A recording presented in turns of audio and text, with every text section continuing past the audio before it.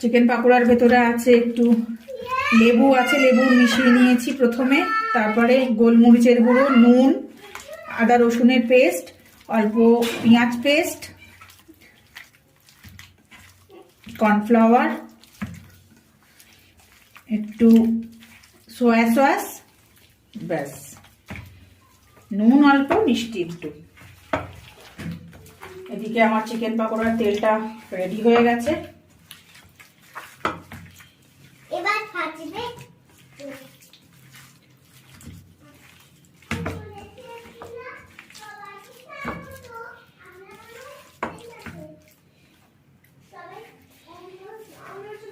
সবাইকে স্বাগত। আজকে খুব ছুটি আছে, সবাইকে আজকে সবাইকে স্বাগত। তাহলে বুঝতে পারবে না তাহলে তো কি।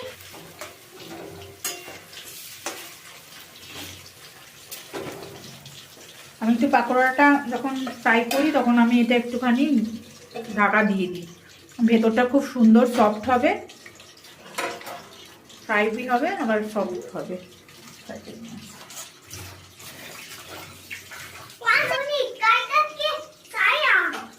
আমার ছেলে প্রচন্ড দুরন্ত, কোনো কিছু করা খুব প্রবলেম ব্যাপার।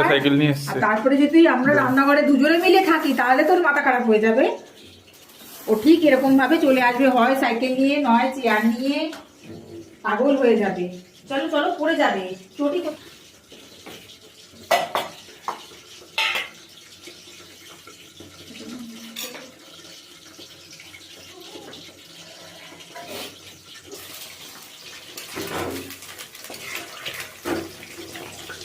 যেহেতু বাচ্চা খাবে সেহেতু আমি এটা একটুখানি ঢেকে ফ্রাই করি, তাহলে ভেতরটাও খুব সুন্দর নরম, সেদ্ধ, কুড়মুড়ে সব রকমই হবে, হজমটাও ভালোভাবে হবে।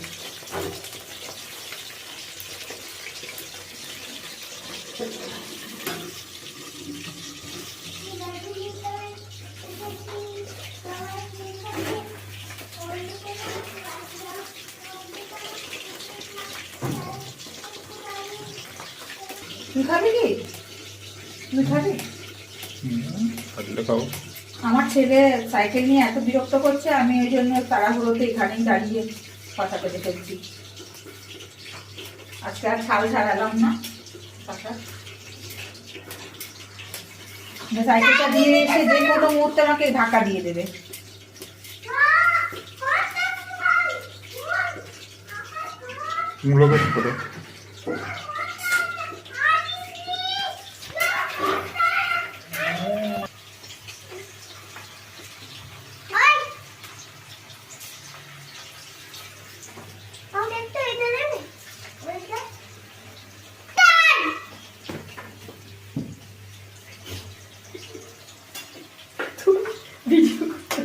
চলে যা।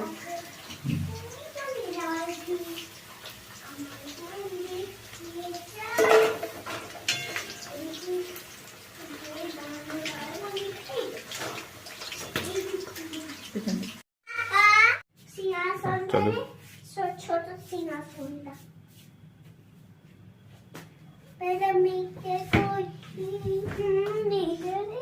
আমাদের পকোড়া, চিকেন পকোড়া তৈরি।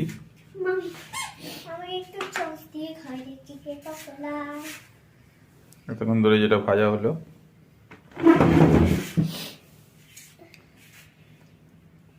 এই চাটনিটা স্পেশাল বানানো, লঙ্কা, টমেটো, রসুন সব পুড়িয়ে, শুকনো লঙ্কা পুড়িয়ে পেস্ট করে তারপরে জাল দেওয়া, পুড়িয়ে পেস্ট করে তারপর কড়াইয়ে করে। আর ছেলের নাল পড়ে যাচ্ছে, তাই বেশি দেরি করা যাবে না।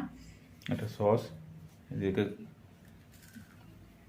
গোটা পেঁয়াজ, শসা, মূলো, একটা স্যালাড, আর ওই পকোড়া।